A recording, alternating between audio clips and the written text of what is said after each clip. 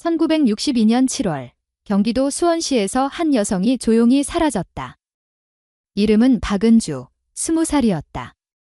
그날 아침 그녀는 평소처럼 두 아이를 이웃에게 맡기며 잠시 월급을 받으러 간다고 말했다. 목적지는 수원 직물 공장, 그녀가 일하던 작은 공장이었다. 사람들은 그것이 일상의 일부라고 생각했다. 누구도 그 인사가 마지막이 될 것이라 상상하지 못했다.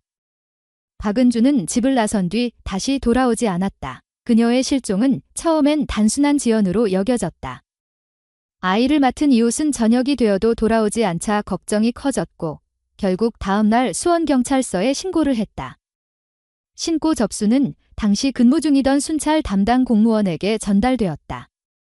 실종 사건으로 분류되기까지는 몇 시간이 걸렸고 그 과정에서 행정적 절차가 차근히 밟아졌다. 수원경찰서는 즉시 경기도경찰청에 보고를 올려 관할권 내 실종자 현황을 공유했다. 당시에는 데이터베이스나 전산망이 없었기에 모든 내용은 손으로 적은 보고서와 종이 파일에 의존했다. 박은주의 이름은 그날 오후 실종자 1일 보고서에 처음 기록되었다. 담당자는 사건 번호를 부여하고 가족관계, 직장, 마지막 목격 시각을 기입했다. 기록은 간단했지만 그 안에는 수많은 질문이 남았다. 어떻게 젊은 여성이 낮에 외출했다가 자취를 감출 수 있을까? 그날 공장에는 출근 기록이 없었고 월급 수령 서류에도 서명이 없었다. 전화도, 편지도, 흔적도 없었다. 그녀의 이름은 수원직물공장 인사대장에 그대로 남아 있었지만 사람은 사라졌다. 경찰은 먼저 주변 탐문을 시작했다. 같은 골목에서 살던 이웃들은 그녀가 평소 아이들에게 다정하고 조용한 성격이었다고 진술했다. 최근 이상한 낌새는 없었다. 가족 문제나 경제적 곤란도 특별히 알려진 게 없었다. 다만 남편과의 관계가 원만하지 않다는 이야기가 속삭이듯 돌았다. 하지만 그때까지는 소문일 뿐이었다. 수원경찰서 형사는 남편 최재호를 불러 간단한 참고 조사를 했다. 그는 담담히 공장에 다녀온다고 하더니 돌아오지 않았다고 진술했다. 수사 기록에는 남편, 협조적 태도라고 짧게 적혔다. 당시 경기도경찰청에서는 실종 사건 처리 지침이 지금처럼 체계적이지 않았다. 현장 조사, 버스 노선 확인, 인근 병원 문의가 이루어졌지만 아무 결과도 없었다. 철도 영무원에게 사진을 보여주었으나 기억나는 사람이 없었다. 경찰은 다음 단계로 수원과 화성 인근의 행정기관에 실종자 통보 공문을 발송했다. 그러나 반환된 회신은 모두 해당 없음지였다. 한 달이 지나자 기록은 미해결로 분류되었고 사건은 서류 더미 속으로 들어갔다. 그 사이 그녀의 두 아이는 친정집으로 옮겨졌다. 친정어머니는 매일 수원시 관할 동사무소 민원창구를 찾아가 문의를 반복했다. 담당 공무원은 절차에 따라 답변했다. 현재 수사 중이며 추가 소식이 오면 연락드리겠습니다. 그러나 전화는 오지 않았다. 시간이 흘러도 아무 진전이 없자 가족은 언론에 제보하려 했지만 당시 지방신문이 사회면에는 실종 소식을 싣기 어려웠다. 지방의 한 여성의 실종은 국가적 관심사가 되지 못했다. 행정기록상 박은주의 이름 옆에는 1962년 7월 7일 수원시 관내 실종이라는 문구가 적혔다. 수원경찰서 담당 형사는 사건 일지를 정리하며 별다른 단서 없음, 계속 탐문 예정이라고 기재했다. 이후 그는 다른 사건으로 배정되었고 서류는 후임자에게 인계되었다. 새로운 담당자는 절차상 3개월 주기로 보고서를 업데이트했지만 내용은 늘 같았다. 발견되지 않은 그녀가 사라진 그해 여름, 수원에는 실종 사건이 3건 있었다. 2건은 가출 청소년, 1건은 중년 남성이었고 모두 며칠 내로 귀가했다. 그러나 박은주의 이름만은 남았다. 그 이름은 점점 희미해졌고 사람들의 기억 속에서도 잊혀갔다. 아이들은 성장하면서 어머니의 얼굴보다 신고서 사본을 더 오래 보게 되었다. 1963년 초 경기도경찰청은 수원경찰서에 사건 종결 검토 공문을 보냈다. 범죄 혐의점 없음, 자발적 이탈 가능성 검토. 당시 행정 절차상 실종이 6개월 이상 지속될 경우 자의적 가출로 분류할 수 있었다. 가족은 반대 의견서를 제출했지만 받아들여지지 않았다. 결국 1963년 2월 수원경찰서 내 실종자 목록에서 그녀의 이름은 보류로 변경되었다. 공식적으로는 미해결, 사실상 방치였다. 그로부터 몇 년간 가족은 행정 절차를 통해 신분 정리를 시도했다. 아이들의 주민등록번호를 재발급받기 위해 내무부 산하의 주민등록관리과를 찾아갔지만 담당 공무원은 실종자의 생사 확인이 없으면 가족관계 정리가 어렵다고 설명했다. 친정어머니는 반복적으로 민원서를 제출했지만 답변은 변함없었다. 실종 확정 신고 후 5년이 경과해야 사망 추정 신청 가능. 법과 행정의 간격 사이에서 가족의 삶은 멈춰 있었다. 박은주의 실종은 개인의 비극이자 시대의 단면이었다. 정보가 종이에 갇혀 있고 보호 체계가 존재하지 않던 시절, 한 여성의 사라짐은 이렇게 조용히 행정기록 속에 묻혔다. 수원경찰서의 서류철에는 사건 번호만 남았다. 담당 형사는 이따금 오래된 기록을 꺼내며 뒷 사람은 어디로 갔을까라고 생각했지만 그 생각은 잠시뿐이었다. 사건은 다시 서랍 속으로 들어갔고 먼지가 덮였다. 시간이 흘러도 행정기록은 존재 자체로 살아있었다. 경기도 경찰청의 문서보존 창고 한쪽에는 여전히 1962년 수원 실종 여성 박은주라는 표지가 붙어 있었다. 사람들은 잊었지만 서류는 잊지 않았다. 그 이름은 63년 동안 철제 서류함 속에 잠들어 있었다. 어느 날 누군가 그 파일을 열기 전까지 그녀는 행정상 존재하지만 현실에서는 존재하지 않는 사람으로 남았다. 그해 여름의 한 사건은 수십 년 후 다시 세상으로 돌아올 씨앗을 남겼다. 당시에는 누구도 몰랐다. 경찰도, 가족도, 이웃도. 단 한 사람, 사라진 그녀 자신만이 그 이유를 알고 있었다.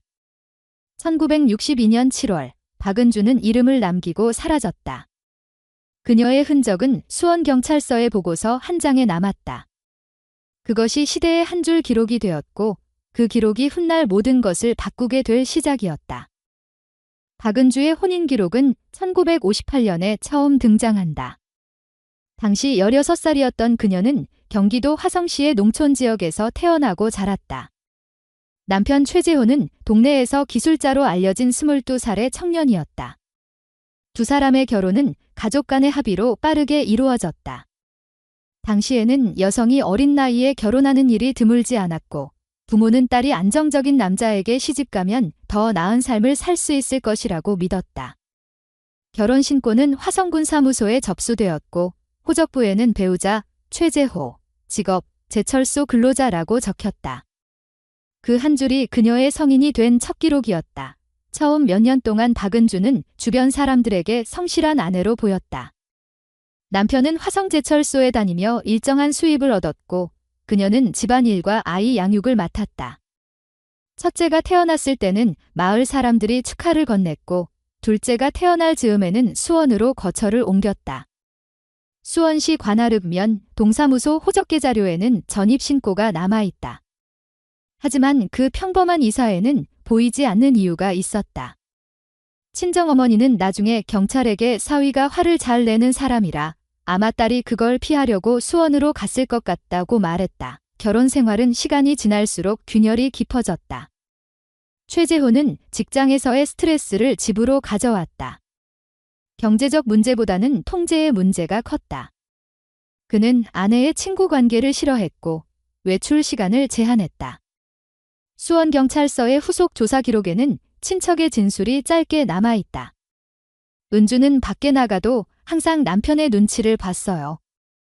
장 보러 나갈 때도 시간을 맞춰야 했죠. 이 말은 당시 여성의 일상적 제약을 상징적으로 보여준다. 1960년대 초반의 한국 사회는 여전히 가부장적 구조가 강했다. 내무부의 옛 통계 자료에는 가정폭력이 가족 내 훈육으로 분류되던 시대였다는 기록이 남아있다.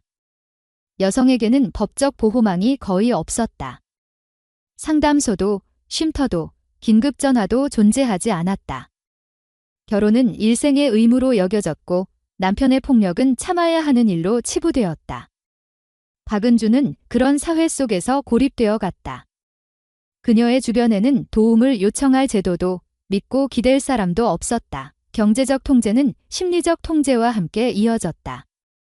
남편은 가계부를 직접 관리했고 박은주는 시장을 볼 때마다 영수증을 제출해야 했다. 친구를 만나러 가는 일은 거의 불가능했다. 아이들 돌봄도 오롯이 그녀의 몫이었다. 화성시 동사무소의 옛자료에는 박은주의 이름으로 등록된 직업 경력이나 계좌 기록이 없다. 모든 경제활동은 남편 명의로만 처리되었다. 가정 내 권력은 한쪽으로 기울어 있었다. 이웃들은 그런 문제를 알면서도 관여하지 않았다. 사회적 시선이 두려웠기 때문이다. 여성의 고통은 개인의 문제로 숨겨졌다. 교회나 마을회관 같은 공동체에서도 가정 문제는 입 밖으로 꺼내기 어려운 주제였다. 당시 대한예수교장로회 수원중앙교회의 교적부에도 박은주의 이름은 잠깐 등장했다가 사라진다. 남편이 출석을 금지했기 때문이다. 신앙의 공간마저 통제당한 그녀는 점점 세상과 단절되어 갔다. 남편의 통제는 외부와의 단절로 이어졌다. 친정집과의 왕래가 끊기고 편지도 허락 없이 보낼 수 없었다. 그녀는 점점 말수가 줄었고 친척 모임에도 얼굴을 비추지 않았다. 이런 상황은 나중에 경기도경찰청 장기미제 사건 수사팀이 가족을 재조사할 때 결정적 단서로 기록된다. 조사관들은 은주는 실종 전 이미 사회적으로 고립된 상태였다고 평가했다. 사회와 단절된 그녀의 삶은 결국 행정기록 몇 줄로만 남게 되었다. 결혼 당시에는 남편이 성실한 가장으로 평가받았다. 직장 동료들은 그가 술을 거의 마시지 않고 근면하다고 증언했다. 하지만 그 근면함 뒤에는 강박과 분노가 숨어 있었다. 그는 아내의 행동을 세밀하게 관찰하고 작은 변화에도 불신을 보였다. 박은주는 그런 감시 속에서 일상을 유지했다. 그 감시는 가족 내부의 습관처럼 굳어졌고 아이들조차 그것이 이상하다고 느끼지 못했다. 당시 수원 지역에는 가정폭력을 공식적으로 신고할 창구가 없었다. 수원시청 사회과 및 동사무소는 주로 빈곤층 지원과 식량 배급 업무를 담당했을 뿐 가정 내 문제에는 개입하지 않았다. 행정체계는 집안 문제는 집안에서 해결하라는 인식에 머물러 있었다. 경찰도 비슷했다. 남편의 통제를 법적으로 제지할 근거가 없었고 피해자의 진술이 명확하지 않으면 단순 부부싸움으로 처리했다. 이런 환경은 박은주 같은 여성들에게 탈출구를 허락하지 않았다. 그녀의 주변 사람들은 훗날 입을 모아 말했다. 은주는 늘 조용했어요. 무슨 생각을 하는지 알 수 없었어요. 그 조용함은 체념의 다른 이름이었다. 결혼 생활의 갈등은 밖으로 드러나지 않았고 기록에도 남지 않았다. 그러나 그 침묵은 오히려 위험을 키웠다. 가정 안에서 일어나는 폭력은 아무도 보지 못했고 도움을 요청할 통로도 사라졌다. 1961년부터는 그녀가 외출을 거의 하지 않았다는 증언이 늘었다. 시장에서 그녀를 보던 상인들도 어느 날부터 얼굴을 잃었다고 했다. 남편은 아이들의 유치원 등록을 혼자 처리했고 아내의 이름을 서류에서 지웠다. 박은주는 그때부터 사실상 사회적으로 존재하지 않는 사람이 되었다. 주민등록은 살아 있었지만 삶은 남편의 통제 안에 묶여 있었다. 이 시기에 한국은 산업화의 초입에 있었다. 남성은 일터로, 여성은 가정으로 고정되는 구조였다. 여성의 사회적 자립은 상상하기 어려웠다. 교육부 통계에 따르면 여성의 중등교육 이수율은 20% 미만이었다. 박은주 역시 초등학교 졸업이 전부였다. 그런 배경 속에서 그녀는 결혼과 동시에 경제적 독립을 잃었다. 남편이 월급을 가져오지 않아도 어디에 쓰는지 몰라도 묻지 못했다. 물어보는 순간 싸움이 되었기 때문이다. 가정 내 폭력은 점차 일상화되었다. 증거는 없지만 그녀의 친정어머니는 나중에 경찰의 딸이 얼굴에 상처를 가린 채 찾아왔었다고 말했다. 그러나 그 말은 당시 서류에 기록되지 않았다. 담당 형사는 사건화할 근거가 없다며 메모에 진술 참고라고만 적었다. 작은 메모 한 줄이 훗날 중요한 맥락으로 남았다. 박은주의 결혼 생활은 사랑의 시작이 아니라 생존의 과정이었다. 남편의 분노와 사회의 무관심 사이에서 그녀는 점점 자신을 잃어갔다. 가족, 종교, 행정, 법 어디에도 그녀를 지켜줄 체계는 없었다. 그리고 그 부재가 결국 그녀의 사라짐으로 이어졌다. 그녀가 남긴 유일한 흔적은 결혼 신고서와 호적부 한 장이었다. 그 서류는 여전히 수원시청의 오래된 기록 보관실 어딘가에 남아있다. 1962년 여름, 그녀가 사라지기 전까지 그 종이는 그녀의 존재를 증명하는 마지막 공식 문서였다. 박은주는 사라지기 전 몇 주 동안 여러 차례 도움을 구하려 했다. 그 시기의 기록은 수원경찰서 형사과 내부 문건에서 발견된다. 한 장의 서류에 남겨진 날짜는 1962년 6월 18일. 그날 박은주는 오전 시간대에 혼자 경찰서를 방문했다. 담당 주무관은 가정 내 폭력 신고 경미 사건으로 분류하며 간단한 진술서를 작성했다. 그녀는 남편이 반복적으로 욕설을 하고 때로는 위협적인 행동을 보인다고 말했다. 직접적인 상처나 흉터는 없었기에 증거 불충분으로 기록되었다. 당시 담당 형사는 부부간의 다툼으로 추정, 경고 조치 예정이라는 짧은 메모를 남겼다. 그것이 공권력과 그녀의 관계의 전부였다. 그녀의 신고는 곧바로 남편에게 알려졌다. 동네 파출소의 순찰 담당자가 절차상 이유로 남편의 확인 서명을 받아야 했기 때문이다. 그 과정에서 박은주의 불안은 더 커졌다. 이후 친정어머니에게 보낸 쪽지에서 그녀는 이제는 아무데도 의지할 데가 없다라고 적었다. 그 쪽지는 나중에 가족이 경기도경찰청 장기미제 사건 수사팀에 제출한 자료 중 하나로 남았다. 당시에는 그것이 단순한 하소연으로 여겨졌지만 지금은 절박한 구조 요청이었다. 남편의 폭력은 그 이후 더 노골적으로 변했다.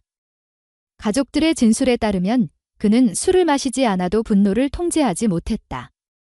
아내가 대답을 늦게 하면 화를 냈고 아이가 울면 가정의 평화를 깨는 행동이라며 소리를 질렀다. 집안의 공기는 점점 긴장으로 가득 찼다. 이웃들은 소리를 들었지만 누구도 신고하지 않았다.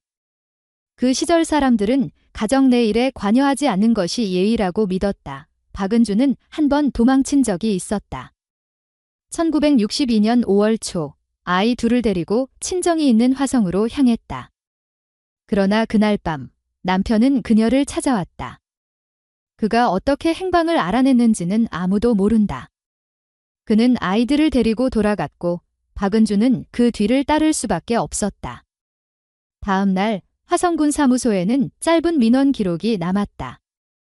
부부간 불화로 일시적 이탈, 화해 후 귀가 그 문장은 행정적 정리였지만 실제로는 다시 구속된 삶의 선언이었다. 다시 수원으로 돌아온 이후 그녀의 공포는 일상이 되었다.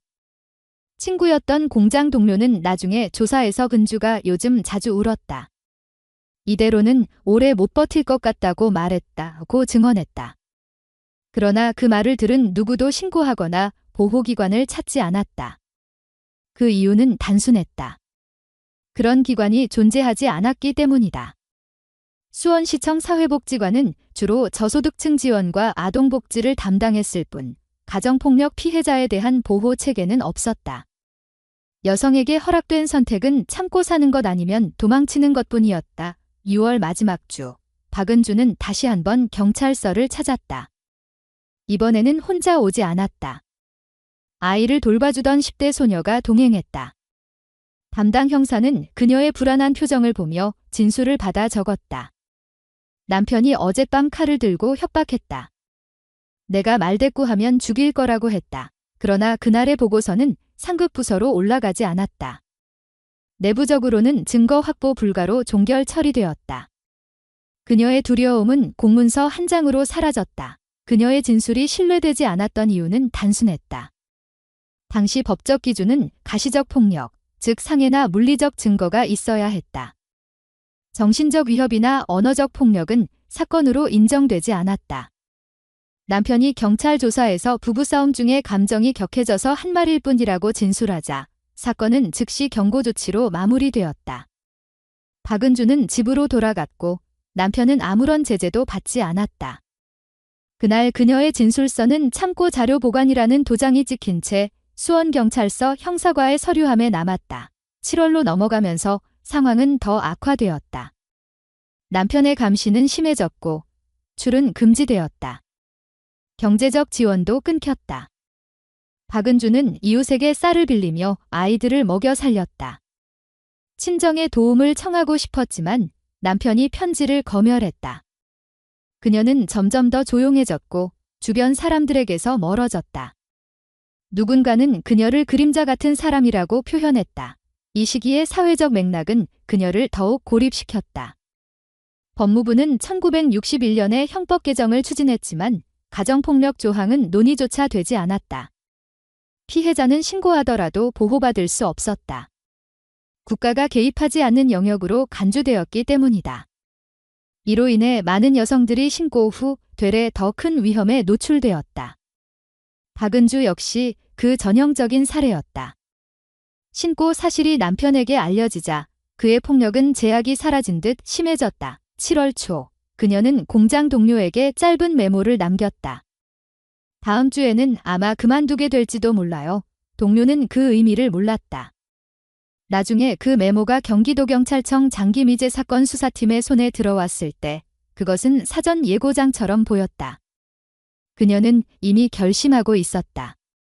그 결심은 단순한 두려움의 결과가 아니라 생존을 위한 마지막 판단이었다. 그 무렵 수원경찰서 내부에서는 여름철 사건 처리량이 급증하고 있었다. 실종, 절도, 사기 사건이 잇따랐다. 박은주의 사건은 주목받지 못했다. 여성의 가정 문제는 늘 후순위였다. 담당 형사는 나중에 그때는 그 일이 이렇게 될 줄 몰랐다고 말했다. 그 말은 시대의 한계를 인정하는 고백이었다. 박은주의 삶은 그 여름의 한계점에 다다랐다. 남편의 폭력은 더 이상 감정의 폭발이 아니라 일상의 통제수단이 되었다. 그녀는 두려움 속에서도 아이들을 지키려 했다. 하지만 점점 그마저도 불가능해졌다. 마지막으로 경찰서를 방문한 지 불과 열흘 뒤 그녀는 자취를 감췄다. 그때까지 누구도 진지하게 그녀의 안전을 점검하지 않았다. 행정기록은 여전히 냉정했다. 사건 파일에는 증거 없음, 보호조치 불가, 피해자 귀가라는 문장이 적혀 있다. 그 문장은 시스템의 한계를 드러낸다. 법과 제도가 그녀를 지켜주지 못한 채 박은주는 또 한 명의 숫자로 남았다. 나중에 경기도경찰청의 재검토 보고서는 이렇게 결론 내렸다.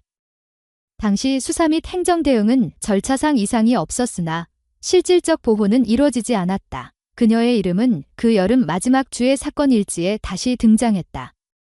박은주, 재신고 예정이었으나 연락 두절, 그리고 그 문장 아래엔 형사의 서명이 남았다. 그것이 그녀가 세상과 맺은 마지막 공식 기록이었다. 국가의 문서에는 아직 그녀가 살아있는 것으로 표기되어 있었지만 실제로는 이미 사회에서 사라진 존재였다. 1962년 7월, 그녀의 흔적은 행정의 언어 속에서 점점 옅어져 갔다. 그녀가 남긴 마지막 흔적은 경찰서의 얇은 서류철 한 구석에 묻혀 있었다. 1962년 7월 초, 박은주는 다시 마음을 정리하고 있었다. 신고가 무시되고 폭력이 반복되면서 그녀는 더 이상 그 집에서 살아남을 수 없다는 결론에 도달했다. 며칠 동안 그녀는 남편의 눈을 피해 이웃집에 아이들을 맡길 방법을 찾았다. 남편이 출근한 시간, 아이들을 돌보던 이웃 여성에게 간단히 부탁했다. 며칠만 부탁드려요. 그녀는 이유를 설명하지 않았다. 이웃은 평소처럼 아이들을 받아들였고 그날 낮은 아무 일 없는 하루처럼 흘러갔다. 그날 이후 박은주의 이름은 일상의 기록에서 사라졌다. 수원직물공장 근태표에는 결근 표시가 남았고 월급 봉투는 회계 담당자의 책상 위에 그대로 놓였다. 수원시 관할읍면 동사무소 호적계에서 관리하던 호적부에는 아무 수정도 없었다. 누구도 행정상 이상을 감지하지 못했다. 그 모든 것은 그녀가 조용히 준비한 결과였다. 그녀가 마지막으로 목격된 것은 오산 인근 국도 1호선 주변 근처였다. 당시 고등학생이었던 소녀 한 명이 경찰 조사에서 길가에 서 있던 여성이 손을 흔들며 차를 세우려 했다고 증언했다. 그 소녀는 박은주를 알고 있었다. 같은 동네에 살았던 이웃이었다. 그녀는 박은주의 얼굴이 눈에 익었다고 말했다. 울고 있었어요. 하지만 결심한 사람처럼 보였어요. 그 말은 훗날 경기도경찰청 장기미제 사건 수사팀의 보고서에 그대로 기록된다. 목격 당시의 시간은 오후 3시경으로 추정되었다. 그날의 기상 기록과 교통 상황을 대조한 결과 국도 방향으로 나가는 차량 흐름이 많았던 날이었다. 하지만 그녀가 탔다는 차의 차종이나 번호판은 확인되지 않았다. 경기도경찰청은 이후 오산을 중심으로 반경 20km 내의 교통노선을 재확인했지만 1960년대의 수기 운행일지로는 구체적인 차량 추적이 불가능했다. 결과적으로 차량 불명, 이동 경로 미상구로 결론이 내려졌다. 박은주가 떠난 직후 남편은 이틀 동안 아무 조치를 취하지 않았다. 아이들은 이웃이 돌보고 있었다. 셋째 날이 되어서야 그는 수원경찰서를 방문했다. 신고서에는 자네가 집을 나갔다는 한 문장만 있었다. 그는 실종이라기보다 가출로 보인다고 진술했다. 경찰은 일단 가족 간 문제로 분류하고 즉시 수사 개시는 하지 않았다. 하지만 신고가 공식 접수된 이상 절차상 경기도경찰청에 보고가 올라갔다. 그 보고가 훗날 장기미제 사건 파일의 첫 페이지가 되었다. 당시 수원 지역의 행정체계는 현대와 달랐다. 실종자 수색은 주로 지역 순찰대가 담당했고 탐문은 인근 버스터미널과 숙박업소를 중심으로 이루어졌다. 경기도경찰청의 기록에 따르면 7월 10일부터 7월 20일까지 총 3곳의 버스터미널에서 확인 작업이 진행되었다. 결과는 모두 확인 불가. 오산터미널 직원 중 한 명이 며칠 전 젊은 여성이 목포행 노선을 물었다고 증언했지만 티켓 발권 내역이 남아있지 않았다. 당시에는 주민등록증 제도가 정착되지 않아 승차권의 이름이 기재되지 않았다. 행정적 추적의 한계였다.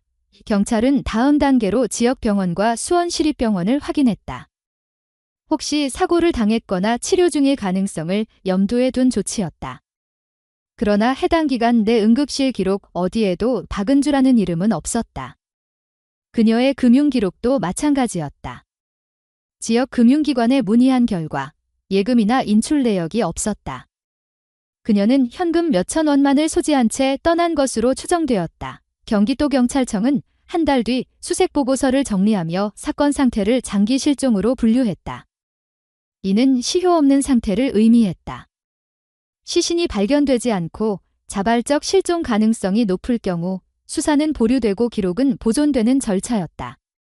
수원경찰서 형사는 내부 보고서에 이렇게 적었다. 사체 미발견, 범죄 혐의점 없음, 장기관리 요망. 그 문장이 공식적인 결론이었다. 그녀의 가족은 여전히 수원에 남아 있었다. 어머니는 화성시 주민센터를 찾아가 딸의 주민등록을 정리하려 했지만 담당 공무원은 실종 신고가 유지 중이면 변경 불가라고 답했다. 행정체계는 단단했지만 인간적인 해석은 없었다. 모든 것이 서류와 절차로만 움직였다. 그렇게 그녀의 존재는 법적으로 살아있으나 실제로는 사라진 사람이 되었다. 아이들은 어머니의 부재를 이해하지 못했다. 주변 사람들은 멀리 친정에 갔다 오고 설명했지만 시간이 지나자 아이들은 그 말이 거짓임을 알아차렸다. 큰아들은 학교생활기록부에 묻힌 주소 불명이라는 문구가 추가된 걸 보고 처음으로 현실을 느꼈다고 훗날 말했다. 그러나 당시에는 그 문구를 바꿀 수 있는 방법이 없었다. 박은주가 사라진 후 남편 최재호는 짧은 기간 동안 수원 직물공장에 나타나지 않았다. 그는 주변 사람들에게 아내가 친정에 갔다고만 말했다. 그러나 경찰은 그의 말에 일관성이 없다는 점을 보고했다. 신고 초기에는 월급 받으러 나간다더니 돌아오지 않았다고 했지만 나중에는 이혼을 원해 나갔다고 진술을 바꿨다. 하지만 명확한 증거가 없었기에 조사도 깊어지지 않았다. 그 여름이 지나자 수사 기록은 점점 뒤로 밀렸다. 경기도경찰청은 연말 결산에서 박은주의 사건을 미해결, 범죄 연계 미확인으로 명시했다. 사건 파일에는 단 한 장의 사진이 첨부되어 있었다. 결혼 당시 화성군 사무소에 제출한 가족 사진이었다. 그것이 그녀의 마지막 행정 이미지였다. 사건이 장기화되면서 모든 것이 정지된 듯 보였다. 하지만 이때 이미 그녀는 새로운 길을 가고 있었다. 행정의 시간은 멈췄지만 그녀의 생존 본능은 움직이고 있었다. 아무도 모르는 방향으로 아무 흔적도 남기지 않은 채 그녀가 마지막으로 서 있던 오사나이시 근처의 국도는 수많은 사람들의 통로였지만 그날 이후 그 길을 기억하는 이는 없었다. 경찰은 수십 년이 지나서야 그 지역을 다시 조사했지만 1962년의 기록은 너무 오래되어 단서를 남기지 않았다. 박은주의 이름은 경기도경찰청 장기실종관리대장의 한 줄로 남았다. 행정문서 속에는 1962년 7월 실종, 생사불명이라는 문구만이 그녀를 대신했다. 그러나 그 짧은 문장 속에는 절망과 결심, 그리고 살아남기 위한 한 인간의 선택이 숨어 있었다. 그해 여름, 그녀는 조용히 사라졌다. 그리고 수십 년 동안 그 이름은 아무도 열어보지 않는 파일 속에 잠들어 있었다. 박은주가 사라진 지 수십 년이 흘렀다. 1962년 여름에 작성된 마지막 기록은 먼지가 쌓인 서류함 속에 그대로 남아 있었다. 경기도경찰청 장기실종사건관리대장에는 그녀의 이름이 보존 대상으로 표시되어 있었다. 해마다 연말이 되면 담당자가 서류를 점검하고 손으로 도장을 새로 찍었다. 행정 절차상 필요한 형식적 검토였다. 그러나 그 서류를 자세히 들여다보는 사람은 아무도 없었다. 1970년대 초, 수원은 산업도시로 성장하며 완전히 다른 모습으로 변했다. 수원시청은 행정구역을 확대했고 옛 동네의 주민들은 다른 곳으로 흩어졌다. 박은주가 살던 집터는 철거되었고 새 건물이 들어섰다. 그녀의 이름을 기억하던 사람들은 하나둘 떠났다.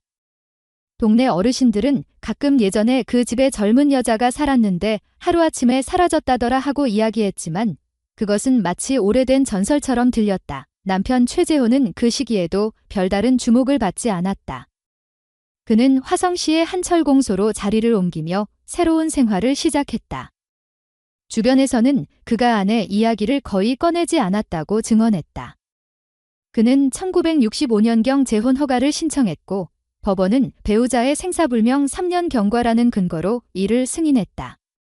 그 결과 박은주는 법적으로 실종선언자로 확정되었다. 행정기록에는 여전히 살아있는 이름이었지만 법적으로는 존재가 지워진 셈이었다. 최재호의 두 번째 결혼은 조용히 이루어졌다. 그는 1970년대 후반에 다시 두 아이를 두었고 1995년에 지병으로 세상을 떠났다. 사망신고서에는 배우자 김정희로 기재되어 있었다. 첫 번째 결혼의 흔적은 행정상 병렬로 남았지만 아무도 그 관계를 되짚지 않았다. 장례는 화성시 공원묘원에서 가족장으로 치러졌다. 박은주의 이름은 그 어떤 비석에도 새겨지지 않았다. 그녀의 첫 번째 아이들은 아버지 밑에서 자랐다. 성장 과정은 순탄치 않았다. 어머니의 실종은 가정 내 금기 주제였다. 학교 서류에는 항상 실종이라는 표기가 따라붙었고 친구들은 이유를 묻지 않았다.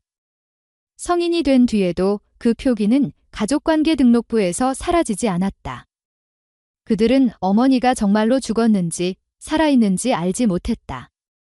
1980년대 중반, 큰아들은 직접 수원경찰서를 찾아갔다. 오래된 기록을 찾아보려 했지만 담당자는 이미 장기미제 사건으로 이관되어 열람이 불가능하다고 말했다. 그렇게 시도는 한 번으로 끝났다. 그 무렵 경찰 내부에서는 전국적인 실종자 관리 체계가 새로 만들어지고 있었다. 1989년에 경찰 내부 장기관리 대장 구축 계획이 수립되었고 당시 지무는 엄지 단일 날인 비표준으로 남은 사례가 있었다. 1990년대 중반부터 본격적으로 운영되었다. 그러나 1960년대의 자료는 대부분 수기 문서였고 디지털화가 이루어지지 않았다. 박은주의 사건 번호는 오래된 도장과 손글씨로만 존재했다. 데이터 입력 항목 중 주민등록번호, 사진 파일, DNA 시료 등은 모두 공란이었다. 담당자는 기록의 자료 불충분으로 입력 보류라고 남겼다. 그렇게 시스템 안에서도 그녀의 이름은 비어 있었다. 경기도경찰청 장기미제 사건 수사팀은 1990년대 후반에 재구성되었지만 우선순위는 범죄 연루 사건이었다. 박은주의 기록은 범죄 증거가 불명확해 검토 대상에서 제외되었다. 담당 형사는 단순 실종으로 분류된 사건을 다시 검토하기 어렵다고 말했다. 2000년대 초 장기 보존 문서가 디지털 기록 보관소로 이관될 때도 그녀의 서류는 하단에 묶인 채 옮겨졌다. 그녀의 가족은 여전히 경기도 어딘가에서 살아갔다. 두 자녀는 각각 결혼하고 자녀를 두었다. 하지만 박은주라는 이름은 가족 사이에서도 언급되지 않았다. 어머니의 존재는 기억 속에서 서서히 희미해졌다. 단지 명절에 무심코 떠오르는 이름, 혹은 가족 사진 한쪽 구석의 빈자리로만 남았다. 어느 누구도 공식적으로 어머니를 찾지 않았다. 이유는 단순했다. 너무 오래 지나버렸기 때문이다. 시간은 그렇게 30년, 40년을 흘렀다. 1995년 이후 경찰청은 장기 실종 사건을 정리하는 작업을 시작했지만 대부분이 행정적 폐기 단계였다. 사망 추정 기간이 25년을 넘으면 자동으로 관리 해제되는 절차가 있었다. 그러나 박은주의 사건은 가족 이해 제기 없음 항목 덕분에 보존 대상으로 남았다. 담당자는 이름 옆에 붉은 펜으로 보존 연장이라고 적어두었다. 그 작은 표시는 서류를 한 번 더 살려냈다. 지역 사회의 기억도 점점 사라졌다. 수원의 오래된 이웃들은 새 세대와 함께 교체되었다. 2000년대 초 수원시청이 지역사 자료를 정리할 때 담당 공무원이 1960년대 실종자 구술 프로젝트를 진행했다. 인터뷰 중 한 노인이 그때 젊은 여자가 없어졌는데 아무도 찾지 않았다고 증언했다. 이름은 기억나지 않았지만 그는 아이 둘을 두고 떠났던 사람이라 말했다. 그 짧은 말이 행정보고서에 기록되었다. 제목은 수원 지역 미해결 실종 구술자료 1차 수집. 그 자료가 훗날 새로운 조사의 단초가 되었다. 그렇지만 그때까지는 아무 일도 일어나지 않았다.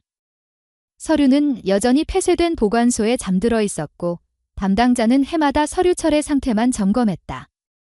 파일 번호 62-07SW-01 종이 가장자리는 노랗게 변색되었고 잉크는 흐려졌다.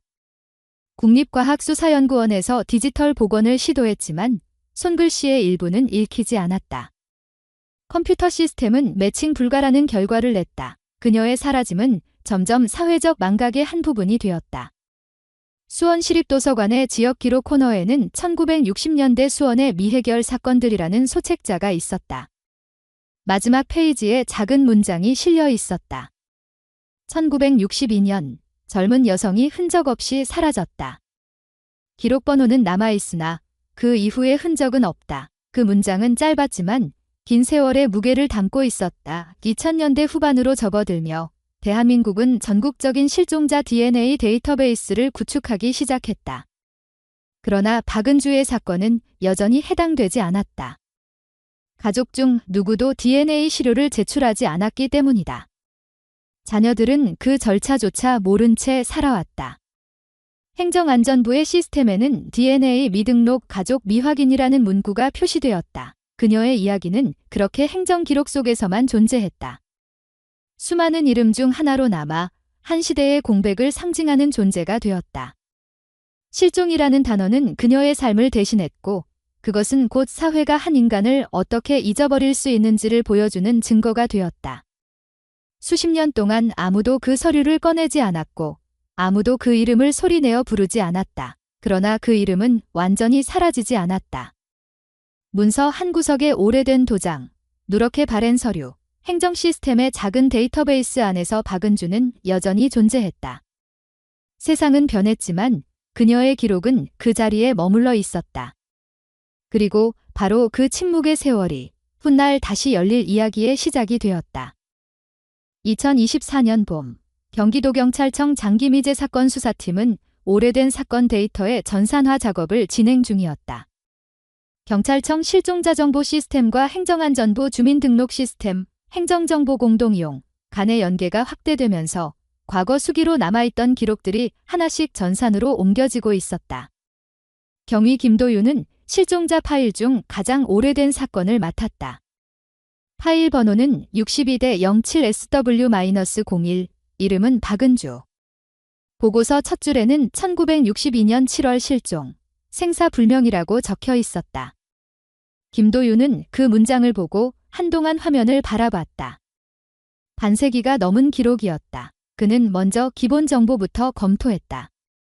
출생지, 혼인관계, 가족 구성, 당시 주소, 모든 정보가 손으로 적힌 글씨로 남아 있었다. 주민등록번호 항목은 비어 있었고 사진 파일도 존재하지 않았다. 행정 시스템상 입력 가능한 정보가 거의 없었다. 그래도 그는 포기하지 않았다. 행정안전부 주민등록 시스템에는 전국의 이동, 등록, 말소, 재등록 내역이 모두 기록되어 있었다. 그는 그 방대한 데이터 속에서 1962년 이후 이름, 생년월일, 주소가 비슷한 사람을 찾아보기 시작했다. 검색 결과는 대부분 무의미했다. 같은 이름의 사람은 많았고 출생 연도도 다양했다. 하지만 김도윤은 한 항목에서 눈을 멈췄다. 1971년 4월 전라남도 목포시 오감동 주민등록대장에 새로 입력된 이름 하나. 박은심. 출생연도는 1942년 경기도 출신으로 기재되어 있었다. 입력자는 당시 목포시청 주민등록계 소속 공무원으로 표시되어 있었지만 서류가 오래되어 필적이 희미했다. 그 기록에는 주민등록증 발급 내역이 없었고 대신 행정벌 처리 한 건이라는 메모가 붙어 있었다. 김도윤은 그 문구에 주목했다. 행정벌 기록을 열람하자 1972년 3월에 문서가 나타났다. 노점 무허가 영업으로 경고 및 과태료 부과. 피처분자 이름은 박은심. 당시 목포시청 경제과가 발부한 서류였다. 특이한 점은 문서 하단의 지문란에 찍힌 지문이 표준화된 십지 스캔이 아니라 엄지 한 개만 찍힌 형태였다는 것이다. 그는 이 지문이 혹시라도 1960년대의 경찰 신고서와 연관될 수 있을지 떠올렸다. 그는 곧바로 국립과학수사연구원 유전자분석센터에 협조 요청을 보냈다. 1962년 수원 실종자 박은주 관련 문서의 지문 또는 필적 복원 가능 여부 검토 요청, 그러나 회신은 부정적이었다. 너무 오래된 잉크와 종이 상태 때문에 명확한 식별이 어렵다는 답변이었다. 그럼에도 불구하고 김도윤은 단서를 놓지 않았다. 그는 행정정보 공동이용 시스템을 통해 박은심의 후속 행정 변동을 추적했다.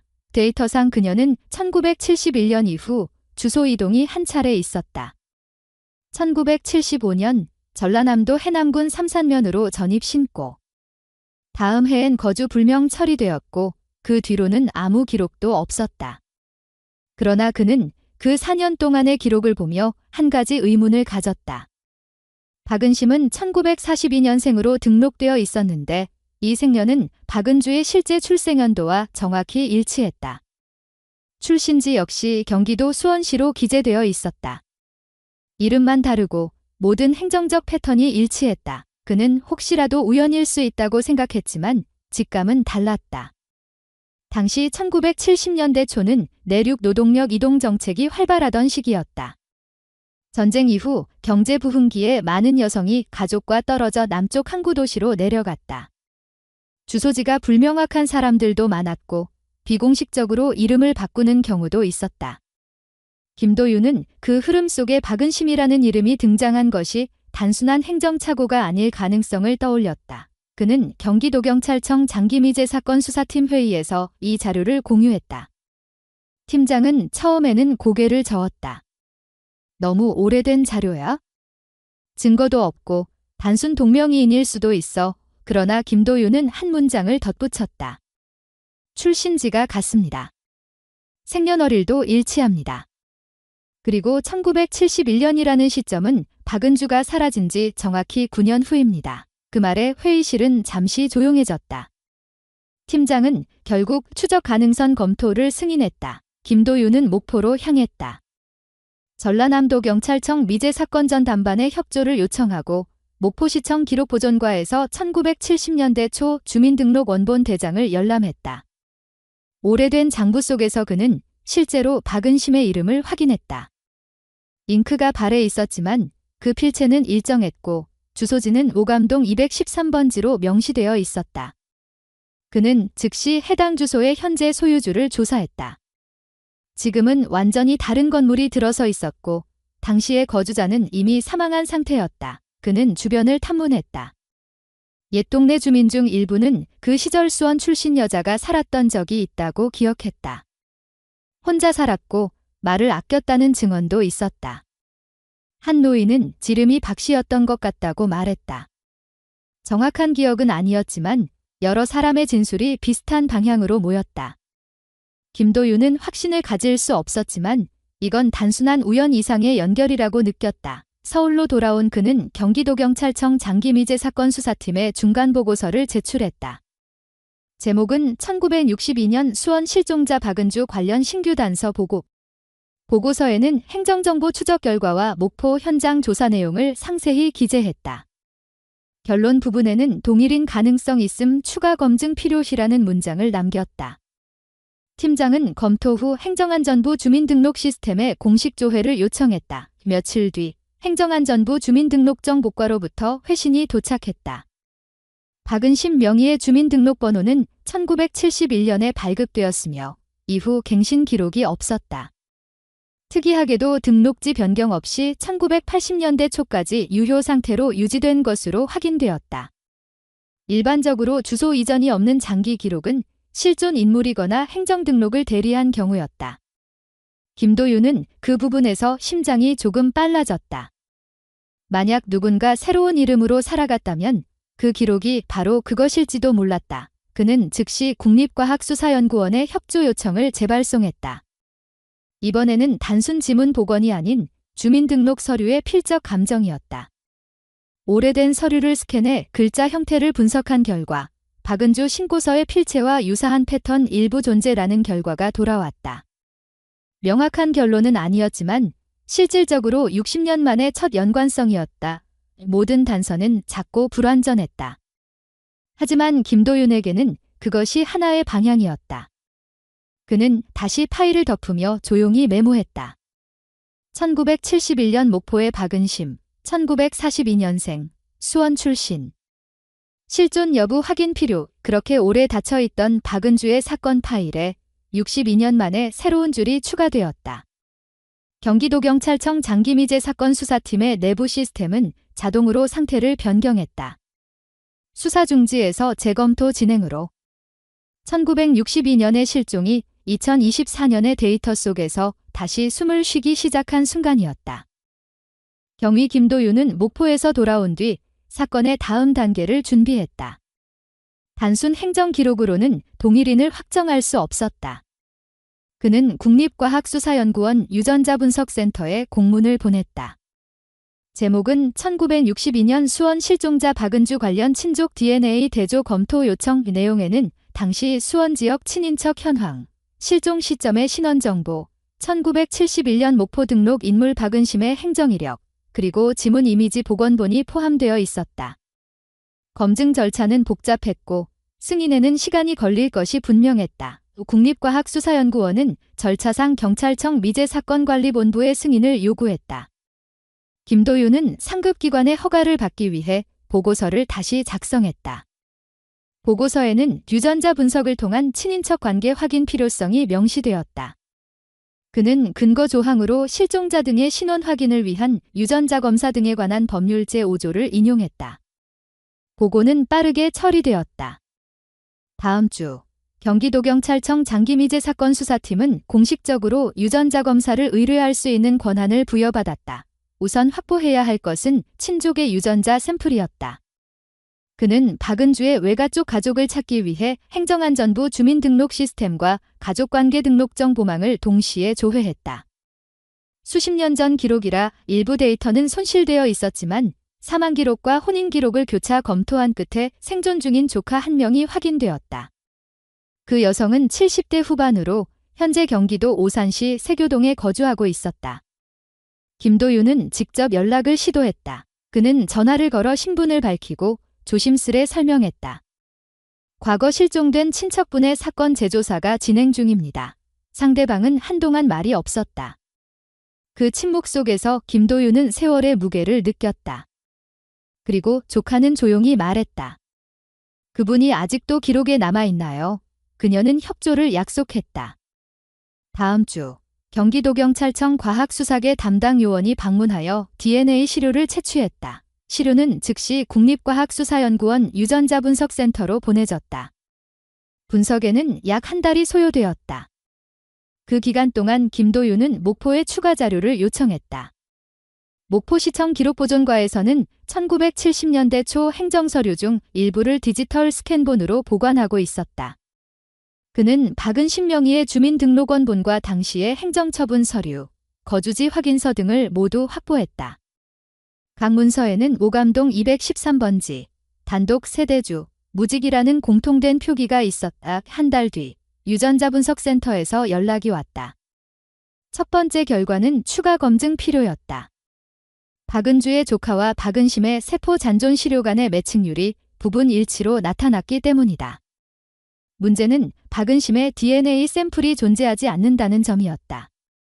당시 주민등록 서류에는 생체 시료가 없었고 시신도 존재하지 않았다. 김도윤은 고민 끝에 다른 경로를 찾았다. 그는 전라남도 목포시 오감동 보건지소에 공문을 보내 지역 내 장기거주 고령자의 신원 확인 지원을 요청했다. 며칠 후 목포 보건지소에서 답신이 도착했다. 오감동 213번지 주소와 일치하는 주민 중 80대 후반 여성 1명 거주 중 이름은 박은심이었다. 김도윤은 즉시 목포경찰서와 협조를 요청했다. 전라남도경찰청 미제사건 전 담반과의 공조가 이루어졌고 현지 확인 절차가 시작되었다. 목포경찰서 담당 부서 형사가 현장을 방문해 신원조사를 실시했다. 주민등록증은 존재했으나 주민등록번호 앞자리가 71로 시작하는 구형 번호였다. 해당 여성은 1942년생으로 기재되어 있었고 출신지는 경기도로 표시되어 있었다. 건강은 양호했으며 혼자 살고 있었다. 경찰은 신분 확인 동의를 얻어 현장에서 간단한 구강세포 시료를 채취했다.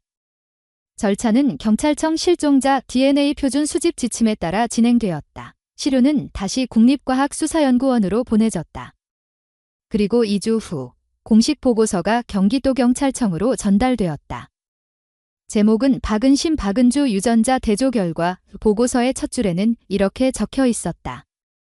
유전적 일치율 99.87% 동일인 확인이 그 순간 62년 동안 미제로 남았던 사건의 신원이 확정되었다. 김도윤은 곧바로 경기도경찰청 장기미제 사건 수사팀 회의에서 결과를 보고했다. 팀장은 서류를 읽으며 조용히 고개를 끄덕였다. 확정입니까? 김도윤은 단호하게 답했다. 이 국립과학수사연구원 감정 결과 동일인입니다. 그 말로 모든 의심은 끝났다. 팀장은 즉시 경찰청 미제사건관리본부에 통보를 지시했다. 이어 목포경찰서에 협조 공문이 내려갔다. 확인된 동일인 관련 행정 경력 및 생활이력 검토 요청. 목포경찰서는 행정자료 열람 허가를 받아 목포시청 주민등록계와 협의했다. 기록에 따르면 박은심은 1971년 이후 목포에 정착하여 단순노동과 가사일을 병행하며 살아왔다. 결혼 기록은 없었고 자녀도 없었다. 의료보험 가입 내역에는 병원 진료가 거의 없었다. 김도윤은 이 정보를 종합해 새로운 수사보고서를 작성했다. 박은주 실종사건 동일인 확인 및 행정 경력 분석 보고서의 결론 부분에는 다음과 같은 문장이 추가되었다. 박은심, 박은주, 은 1962년 실종 이후 신원을 변경하고 목포 지역에서 50년 이상 생활한 것으로 추정됨. 범죄 혐의점 없음, 생존 확인. 그는 그날 늦게까지 사무실에 남아 있었다. 컴퓨터 화면에는 사건 관리 시스템의 상태가 바뀌어 있었다. 장기미제 진행 중이 장기미제 신원 확인 완료로 전환되었다. 내부 통보 시스템을 통해 행정안전부 주민등록정보과 경찰청 실종자 정보 시스템, 전라남도경찰청, 경기도경찰청이 자동으로 연결되었다. 데이터는 실시간으로 갱신되었고 오래된 사건의 파일은 처음으로 해결이라는 표시를 받았다. 다음 단계는 공식 확인이었다. 경기도경찰청, 목포경찰서, 그리고 국립과학수사연구원의 담당자들이 참여하는 공동검토회의가 서울경찰청 본청에서 열렸다. 회의에서는 모든 증거와 보고가 검토되었다. 결론은 명확했다. 1962년 경기도 수원시에서 실종된 박은주는 동일인 박은심으로 확인되며 현재 전라남도 목포시에 생존 중인 것으로 최종 결론. 회의가 끝난 후 관련 기관은 공동보도문을 작성했다. 하지만 공개 발표는 하지 않기로 결정되었다. 대상자의 프라이버시 보호가 우선이었다. 경찰 내부 시스템에만 결과가 등록되었고 언론에는 아무 정보도 흘러가지 않았다.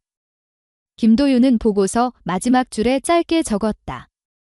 사건 종료. 대상자 생존 확인. 62년 만에 귀환. 그 문장은 기록의 마침표였다. 그러나 동시에 또 다른 질문의 시작이었다. 박은주는 왜 돌아오지 않았는가?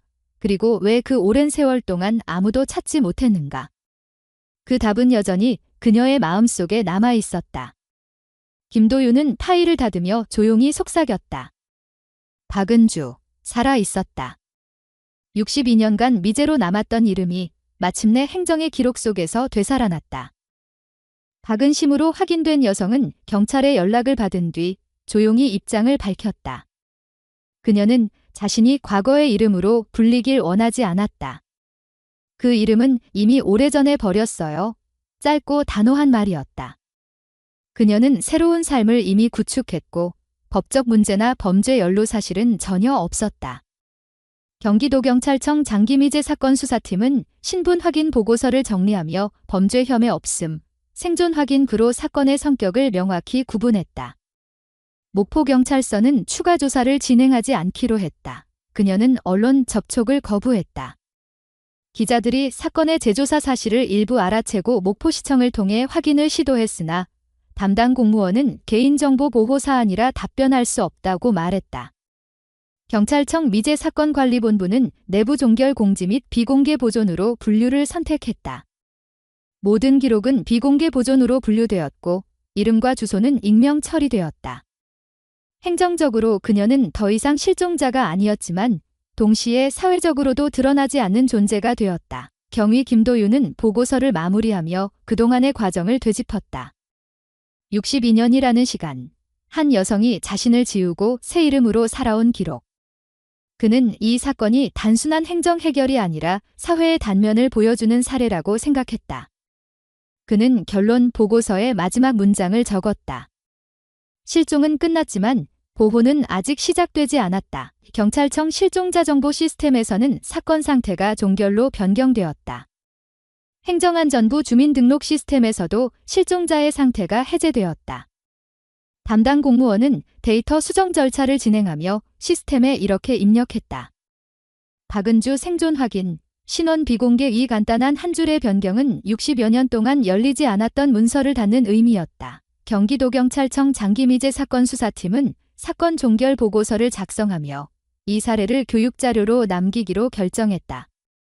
1960년대 초 여성 인권 사각지대에서 발생한 자발적 실종 사례라는 제목으로 내년 경찰청 교육권의 사회적 약자 보호 세미나 자료에 포함될 예정이었다.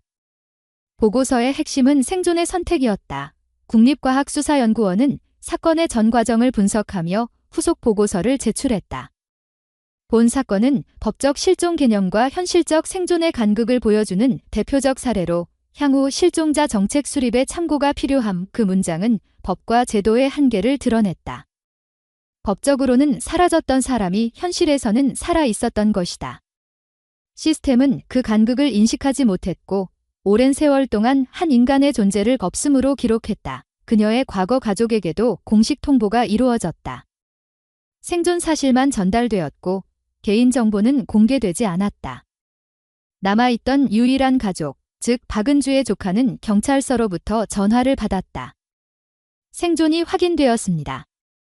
다만 본인은 재회나 공개를 원하지 않습니다. 이 짧은 설명 뒤에 전화는 끊어졌다.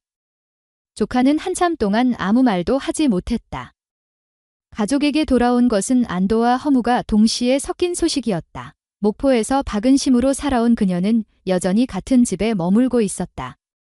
구청 사회복지 담당자는 경찰의 요청으로 간단한 방문을 했다. 신분 확인 이후 그녀의 생활 지원 여부를 검토하기 위한 절차였다. 그녀는 도움은 필요 없다고 답했다. 다만 의료보조 신청만 조용히 요청했다. 그녀의 삶은 여전히 절제되고 단순했다. 주변 사람들에게도 특별한 변화를 보이지 않았다. 마을 주민들은 여전히 그녀를 박할머니라고 불렀다. 경위 김도윤은 사건이 공식적으로 종결된 후에도 며칠 동안 마음이 복잡했다. 그는 보고서 사본을 다시 펼쳐보며 그 긴 시간 동안의 공백을 생각했다. 만약 그녀가 지금의 시대에 태어났다면, 혹은 제도가 조금 더 빨리 만들어졌다면 어땠을까? 신고를 받아준 경찰이 단순히 서류에 도장을 찍지 않고 진심으로 그녀의 말을 들어주었다면 결과는 달라졌을지도 모른다. 경찰청 내부 종합 보고서는 이 사건을 여성 생존 사건 표본주로 명시했다. 보고서의 결론 부분에는 사회적 메시지가 담겼다. 실종으로 분류된 수많은 사람들 중 일부는 사실 살기 위해 사라진 사람들이다. 사회가 그들에게 돌아올 길을 보장하지 않는다면 그들은 끝내 돌아오지 않는다. 이 문장은 회의 참석자 모두의 마음에 남았다. 2024년 12월 경기도경찰청 장기미제 사건 수사팀의 연말회의에서는 이 사건이 최종 종결 안건으로 상정되었다. 팀장은 회의록을 정리하며 조용히 말했다. 박은주 씨 사건은 행정적으로는 끝났지만 우리 사회가 다시 배워야 할 과제를 남겼다. 그 말에 모두 고개를 끄덕였다. 사건은 다퉜지만 김도윤의 마음속에서는 계속 남았다. 그는 마지막으로 시스템에 입력된 한 줄을 바라보았다. 박은주 실종 해제, 생존 확인, 신원 비공개. 그 문장은 모든 절차의 끝이자 한 인간의 선택이 남긴 흔적이었다. 그녀는 이제 자신의 이름으로만 살아간다.